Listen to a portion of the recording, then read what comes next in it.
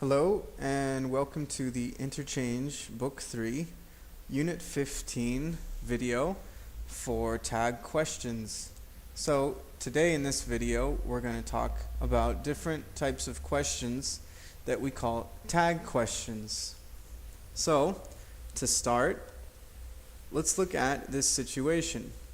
Here we have two old classmates. We have Manuel and Janet. So Manuel is walking in the street, or he's at the supermarket, and he sees Janet. And he remembers Janet from a class they had together a few years ago. So he stops and he talks to her. So let's listen to the conversation they have as old classmates. Oh, hi. I remember you from class. Your name is Janet, isn't it? Yeah, it is. And you're Manuel, aren't you? Yeah, I am. And you were in my English class, weren't you? Yeah, I was. We had class together 2 years ago, didn't we? Yeah, we did. That was a long time ago, wasn't it? I know, but it doesn't feel like that long, does it? I know, right? Hey, we should practice our English together sometime, shouldn't we? That would be great. We haven't practiced in a long time, have we? Sounds great. You still have the same phone number, don't you? Yes, I do. Call me soon. Talk to you later.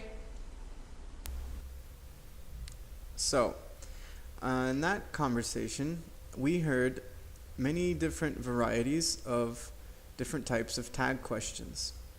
So let's take an example from that conversation and let's try to identify exactly what are the tag questions in the sentences. So to do this, let's first examine what is a tag question. Well, normally a tag question begins with some sort of affirmation, either negative or positive. But what makes the tag question, what makes this a question, is at the end of our sentence, at the end of our affirmation, we have an auxiliary verb and a subject. And that essentially is what makes our tag question, is the auxiliary and the subject. So let's look at this first sentence. It says, oh, hi, I remember you from English class. Your name is Janet, isn't it? So what's the tag question? Yes, so our tag is, isn't it? The auxiliary and the subject. And in the second example, it says, yeah, it is. And you are Manuel, aren't you? So again, the tag in this particular sentence is, aren't you? So let's take a look at the grammar for tag questions. Let's take this example and let's analyze it. So it reads, your name is Janet, isn't it? So I need to identify first what is my subject in this first part of the sentence. This is the affirmation, right? So the subject in this case is your name. Your name. Now, your name in this context is my subject, and I'm thinking about using that in my tag question. I'm going to use the subject pronoun it.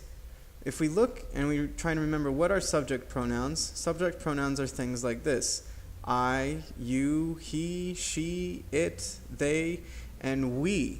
So in the context of your name is it. It is a thing. So I'm going to use the subject pronoun in my tag question, it. Now let's look at my verb, my auxiliary verb. My auxiliary verb in the sentence is the verb is.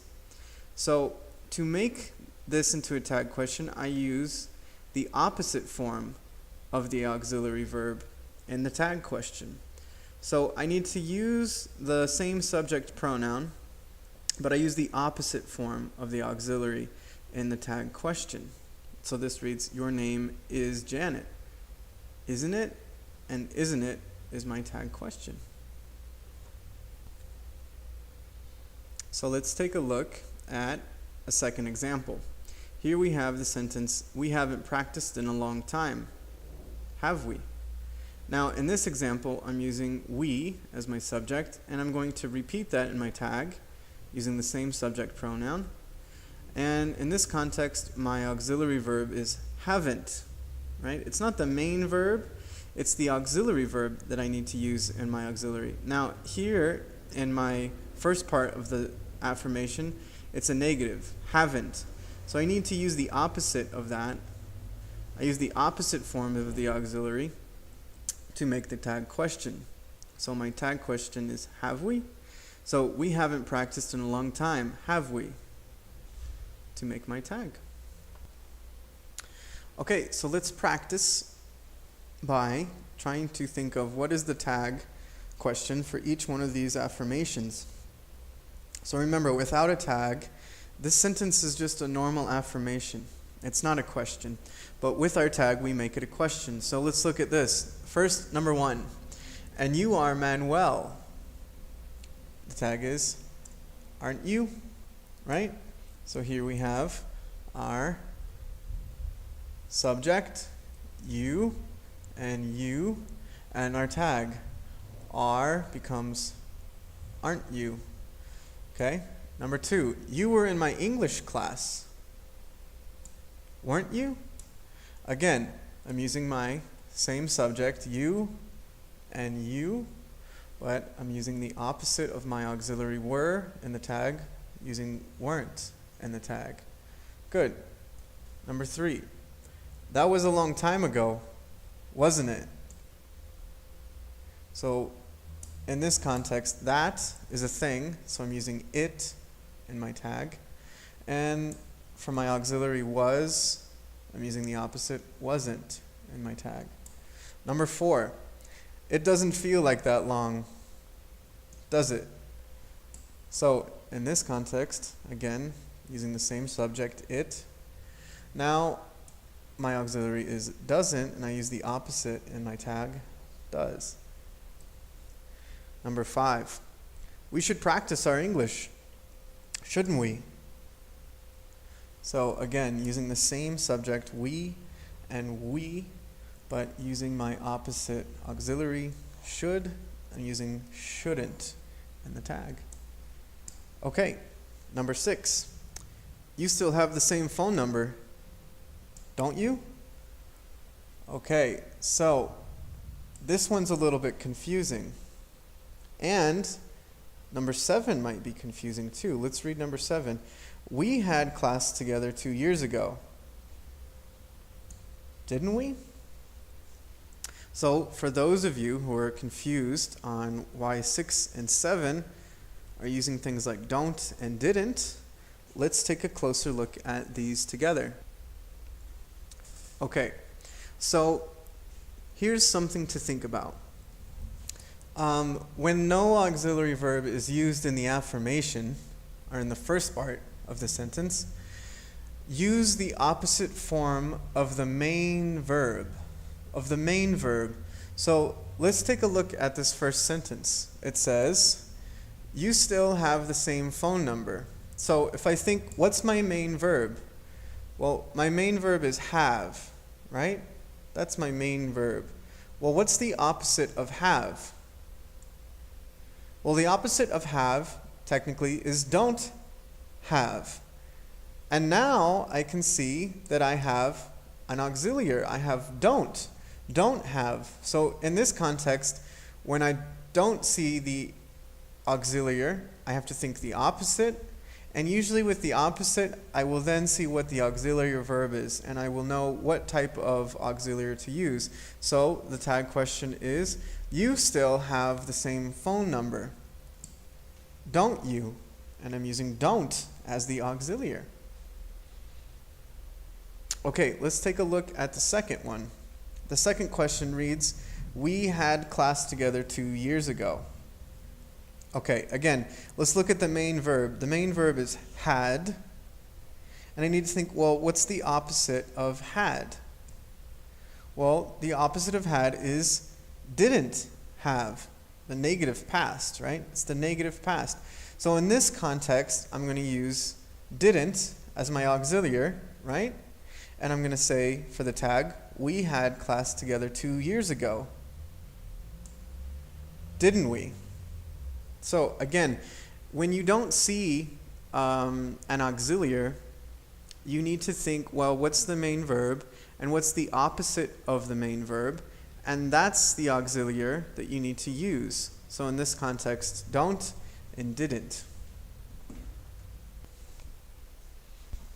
Okay, so now we know how to make a tag question, but now we need to look at why do we use tag questions? Well, one reason that we use tag question is to check for being correct. So remember Manuel, he sees Janet and he's thinking to himself, he says, well, I think her name is Janet, but I'm not sure. I'm not absolutely positive. So he wants to check to make sure that he is correct. And he's going to use his tag question, right? He's going to say, your name is Janet, isn't it? And notice when I'm checking to be correct for something, I have a very distinct upwards accent to make it a true question. So it reads like this, your name is Janet, isn't it? And that's the question, that's the tag, that rising inflection, right? This rising inflection makes it a question that asks about, am I correct? Okay? However, we have a second reason for why we use tag questions. The second reason we use tag questions are to check for another person's opinion about something. So in this way, this type of a tag question is not a real question because it's more of a question about the other person's opinion. You want to check for the other person's opinion. So Janet is thinking to herself, she says, well, I think that we should practice English together. And she says, I wonder if he thinks the same thing. So she has an opinion, and her opinion is that they should practice English together. But she wants to know what his opinion is. In this context, she's going to use a tag question. And she's going to say, we should practice together sometime. Shouldn't we? Okay? Now, notice for this type of a question, the accent on the tag is very neutral. There is no up accent or down accent. It's just said almost exactly the same as the affirmation. So again, it sounds like this. We should practice together sometime, shouldn't we? Right? Notice I'm not saying, shouldn't we? Because I'm not asking a question. I'm not checking to be correct. In this context, the person is just looking for the other person's opinion. So, just to review, the two reasons why we make tag questions and use tag questions are, number one, to check for being correct. So when Manuel isn't sure about Janet's name, he says, your name is Janet, isn't it? With the rising intonation to check for being correct. And the other reason we use tag questions is to check for another person's opinion about something. So when Janet said, we should practice together sometime, shouldn't we? And in this context, there is no rising intonation when you want to ask for someone else's opinion. So these are the two reasons why we make tag questions, and I hope this was helpful in learning how to make tag questions and why we use them. Good luck.